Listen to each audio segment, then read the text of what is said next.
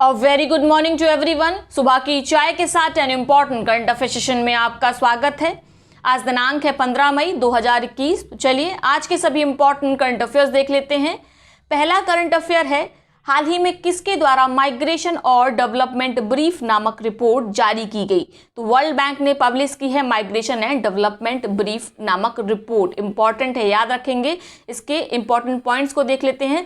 भारत को 2020 में रेमिटेंस के रूप में 83 बिलियन US डॉलर की प्राप्ति हुई और इस प्राप्ति के साथ ही इंडिया ने टॉप किया है रेमिटेंस प्राप्त करने के मामले में। क्लियर? रेमिटेंस अर्थात धन प्रेषण। 2019 से 0.2% की गिरावट देखी गई रेमिटेंस के मामले में। आप जान रहे हैं कोविड-19 चल रहा है, हालांकि भारत इससे बहुत कम प्रभावित हुआ रेमिटेंस प्राप्त करने के मामले में। ठीक है, अब बात करते हैं कि अधिकतम रेमिटेंस इनफ्लो वाले देश कौन से हैं, यानी किन देशों में सबसे ज़्यादा रेमिटेंसेस आते हैं। तो उसमें शीर्ष स्थान, टॉप स्थान जैसा हमने बताया भारत ने प्राप्त किया है। दूसरे नंबर पर चीन है, तीसरे नंबर पर मैक्सिको है। उसके बाद अधिकतम रेमिटेंस आउटफ्लो वाले, जिन देशों से रेमिटेंस बाहर जाता है, उसमें शीर्ष स्थान किसने पाया है? तो उसमें पाया है अमेरिका ने। दूसरे नंबर पर है UAE, तीसरे नंबर पर है सऊदी अरब। याद रखेंगे। अगला प्रश्न है, ब्रिक्स रोजगार कार्य समूह यानी ब्रिक्स के एम्प्लॉयमेंट वर्किंग ग्रुप की पहली बैठक की अध्यक्षता किसने की? तो हाल ही में ब्रिक्स के एम्प्लॉयमेंट वर्किंग ग्रुप की ऑनलाइन मोड में एक बैठक की गई, जिसकी अध्यक्षता किसके द्वारा की गई? भारत के द्वारा। मोस्ट इंपॉर्टेंट है पहली बात, ये एम्प्लॉयमेंट वर्किंग ग्रुप की पहली बैठक थी और उसकी पहली बैठक की अध्यक्षता करने का सम्मान किसे मिला? भारत को मिला। ठीक है, आपको याद रखना है भारत से इसकी अध्यक्षता किसने की? तो ये हैं श्रम और रोजगार के सचिव श्री अपूर्व चंद्रा। नाम याद रखेंगे, इंपॉर्टेंट है। अगला प्रश्न है, संयुक्त राष्ट्र कार्यालय में मानवीय मामलों के समन्वय का नया प्रमुख किसे नियुक्त किया गया है? तो इनका नाम है मार्टिन ग्रोफिक्स, जिन्हें बनाया गया है UN ऑफिस के कोऑर्डिनेशन ऑफ ह्यूमैनिटेरियन अफेयर्स का नया प्रमुख। ठीक है, नया हेड। इंपॉर्टेंट है। अगला प्रश्न है, international council for advertising self regulation की कार्यकारी समिति में किसे नियुक्त किया गया है? आईकास की समिति में किसे नियुक्त किया गया है? एग्जीक्यूटिव कमेटी में। तो इनका नाम है मनीषा कपूर। देखिए, जो आईकास की एग्जीक्यूटिव कमेटी होती है उसमें एक हेड होता है और 4 होते हैं मेंबर, तो उन्हीं 4 मेंबरों में से एक है मनीषा कपूर। मोस्ट इंपॉर्टेंट, याद रखेंगे। इसके साथ आपको बता दें आईकास का हेडक्वार्टर कहाँ है? तो वह है ब्रुसेल्स, बेल्जियम में। ठीक है, अगला प्रश्न, ICC टेस्ट टीम रैंकिंग का वार्षिक अपडेट जारी होने पर कौन सी टीम 121 रेटिंग अंकों के साथ शीर्ष स्थान पर यानी टॉप पर है? तो यह है इंडियन टेस्ट टीम। याद रखेंगे। दूसरे नंबर पर न्यूजीलैंड को रखा गया, तीसरे नंबर पर इंग्लैंड को और चौथे नंबर पर ऑस्ट्रेलिया को। किसके द्वारा? ICC टेस्ट टीम रैंकिंग में। ठीक है, क्लियर हो गया। अगला प्रश्न देखें, विक स्टोव के सिद्धांत पर काम करने वाली नई मोबाइल शमशान प्रणाली यानी क्रिमेशन सिस्टम किसने तैयार किया है? तो हाल ही में इसके लिए केंद्र सरकार के द्वारा ट्विटर पर पब्लिश भी किया गया था, लिखा गया था, जिसके बाद सरकार को काफ़ी आलोचना झेलनी पड़ी। लोगों ने काफ़ी आलोचना की कि कोविड-19 में हम वैक्सीनेशन और अन्य जो मेडिकल सिस्टम है उसको बेहतर बनाने की जगह हम क्या ला रहे हैं? नए क्रिमेशन सिस्टम को ला रहे हैं। हालांकि ये बिल्कुल निराधार है इस तरह का क्रिटिसिज्म करना, क्योंकि ज़रूरत तो है ही कहीं ना कहीं पर क्रिमेशन सिस्टम को तैयार करने की। इस क्रिमेशन सिस्टम की खासियत क्या है कि इसमें जो कम्बशन होगा वो बहुत जल्दी हो जाएगा, एनवायरनमेंट को यह पल्यूट नहीं करेगा, बहुत कम लकड़ी में यह क्या करेगा?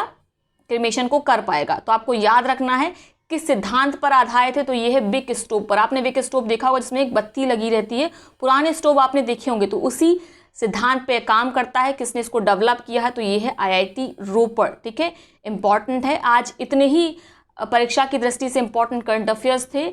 आई होप आपको ठीक लग रहे होंगे। आगे देखते हैं आज के उन प्रश्नों को जिनका जवाब आप कमेंट बॉक्स में देंगे। तीनों प्रश्नों का जवाब एक ही कमेंट में लिखिएगा, जिसका जवाब सबसे पहले सही सटीक आएगा उसके कमेंट को पिन किया जाएगा, साथ में उसका नाम अगले वीडियो में लिया जाएगा।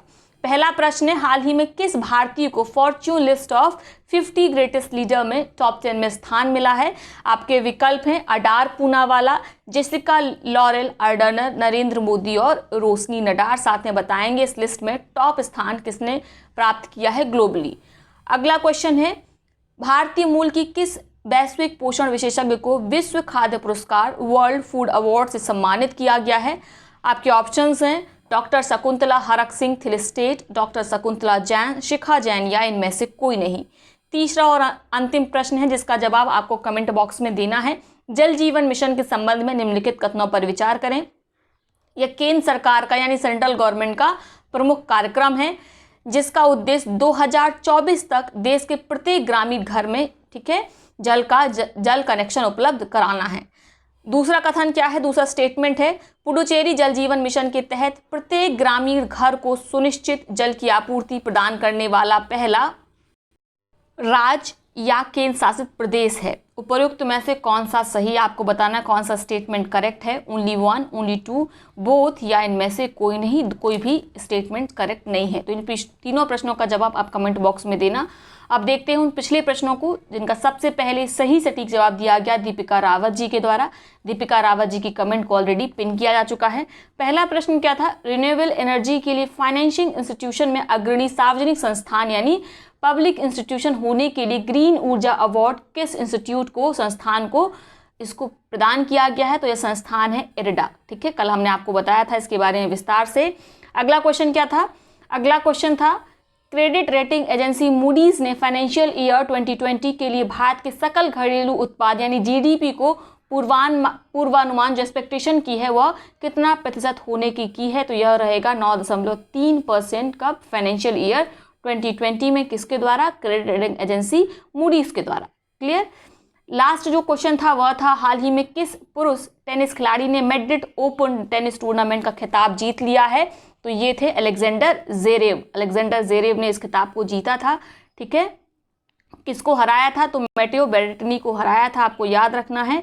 इसमें से पुरुष में विजेता कौन थी? पुरुष में विजेता था जैसा मैंने आपको बताया अलेक्जेंडर ज़वेरेव।